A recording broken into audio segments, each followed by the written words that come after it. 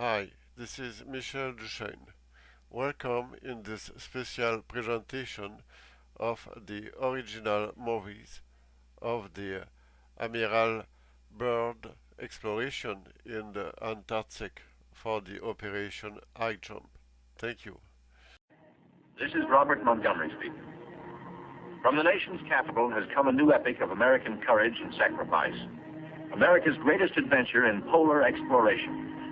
This is a tale of men and of their willingness to endure hardship and risk life above and beyond the call of duty in the service of country and humanity. For brevity, the sequence of events has occasionally been rearranged. The President's Cabinet approved the expedition. As Secretary of the Navy, James V. Forrestal explains the reasons for the enterprise. There is only one untouched reservoir of raw materials left in the world, and that's in the region known as Antarctica, an area larger than the combined area of the United States and Europe. The American government is sending a naval expedition to that region.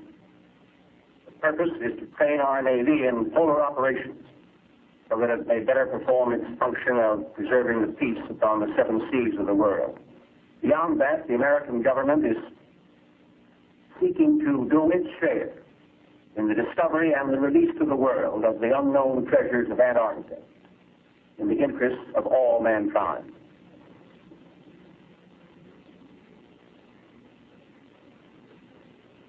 Thumbs up to this gentleman.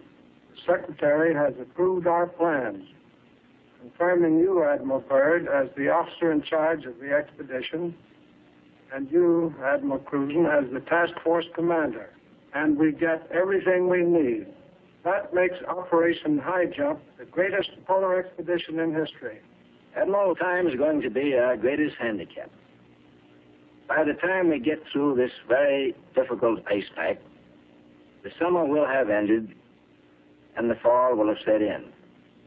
Never before has anyone attempted to take a fleet of thin-skinned steel ships through 300 miles or more of crushing ice pack. I have great faith in your skill, courage, and determination. And now, gentlemen. Admiral Nimitz reviews the operations plan. The expedition will comprise three groups: the Central Land Plane Group to explore the interior from Little America, and two seaplane groups, the Eastern to map that half of the continental shoreline, and the Western to map the opposite coast of Antarctica. After the original orders have been issued, 3 months of planning are needed to organize the giant venture. Norfolk, Admiral Cruzen sails aboard the Mount Olympus. His crews are a cross-section of the country's manhood. Admiral Byrd will follow later in a carrier, Philippine Sea. The Coast Guard icebreaker, North Wind, powerful plow horse of the expedition, backs out. The seaplane tender, Pine Island, is first to stand out to sea. Steaming south via the Panama Canal, the fleet must cover 12,000 miles to reach Antarctica. At the 100th meridian west, the groups are to separate, and the central group proceed to a rendezvous point at Scott Island. This is Van Heflin speaking. Sailing day at San Diego finds the Western Group helicopters practicing final pinpoint landings on the newly installed helicopter flight deck of the seaplane tender Currituck. They are to serve as eyes of the fleet when it buffets through the pack ice, and when need be, to go on rescue missions. For exploration, 3 Martin Mariners, called PBMs, with a flight range of 3,000 miles, are spotted aboard the Currituck. Ships of the Western Group will proceed 10,000 miles south to the Balleny Islands, 860 miles to the west of Little America. Aboard the Mount Olympus, now heading south in the Pacific, Admiral Cruzen gives a traditional command, and up goes a strange flag. The Jolly Roger, signifying the crossing of the equator and authorizing the ancient shenanigans of the sea, whereby all landlubbers are painfully presented at King Neptune's court. The veteran shellbacks copperplate the polywogs' interiors with a mixture of cylinder oil and chewing tobacco. Next, the polywogs must kiss the bosun's belly, the only kiss they'll have for many a long month.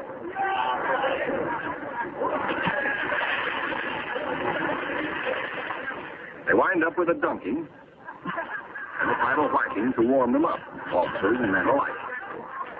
Wearing the whiskers of Neptunus caninus, Ricky, the veteran husky, presides as the pups become doggy shellbacks. The oncoming shadow of the Antarctic intensifies preparations. Now, by the far-seeing eye of radar, the bridge learns of land ahead. Flag Communications passes the word to the fleet.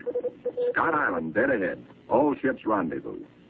600 critical miles of their 12,000-mile voyage still to go. The ice pack ahead has been the executioner of many gallant ships. Cruzen summons captains and executive officers for a staff conference. While the staff confers, a small landing boat sets off for Scott Island, named in honor of the heroic British explorer, Captain Robert Falcon Scott, who lost his life a generation ago trying to fight his way back to the South Pole.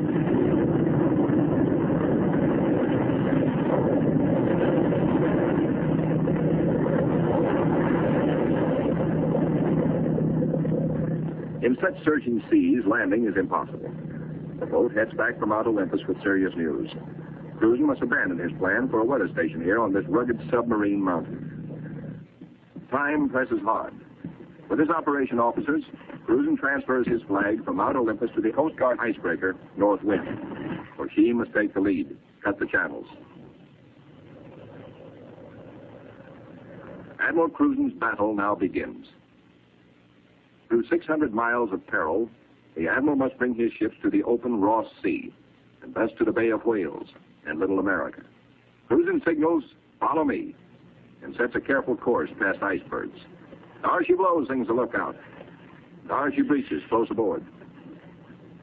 These huge whales measure up to 80 feet long, and each yields oil worth more than $2,000. The radar watch informs the bridge they have picked up a big ship, a Norwegian whaler, with her killer craft in close company. The Norsemen report the heaviest ice pack in 40 years. This year, they tell the Americans they're staying to the north of the ice. The Norwegian captain urges, exercise extreme caution. The last big flight, Byrd is determined to record the maximum possible.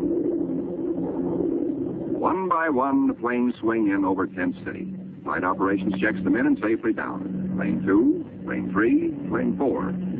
But not plane 1. Bird's plane is yet to be accounted for. Byrd is missing. Out over the ice, Byrd is in trouble. His starboard engine is cutting out, now stops. His one remaining engine is losing power. The altimeter needle starts dropping down. The plane is losing altitude.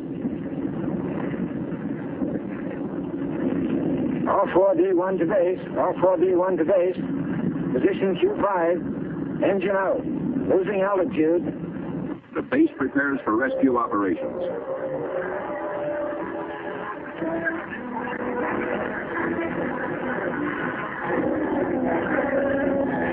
Handicapped by the partial power of one engine, the plane is in jeopardy.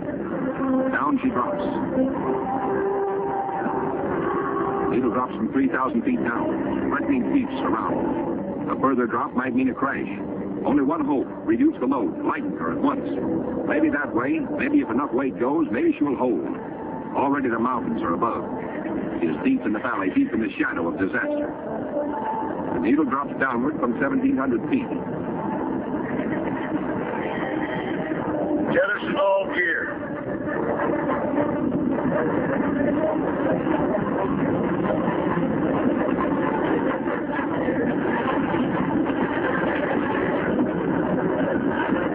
Only the precious films and records are saved. The gamble is life or death.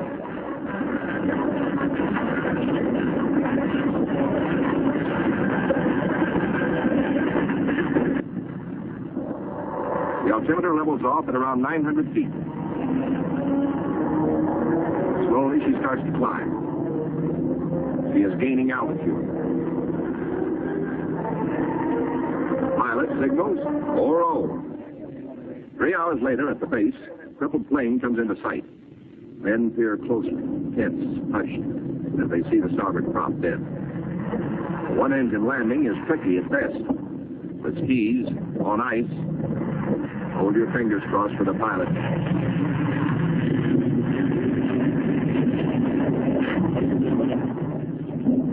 Safe, safe, good going. The greatest exploration flight of all history has ended in success. The flight beyond the South Pole. The flight beyond imagination. Hello, my friends. It is with pleasure that we got this old section of video from Operation Highjump. We have many other videos recirculating from various archives.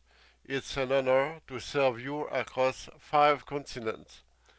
You heard the voice of Michel Duchaine on behalf of the defenders of the earth around the world. Thank you very much.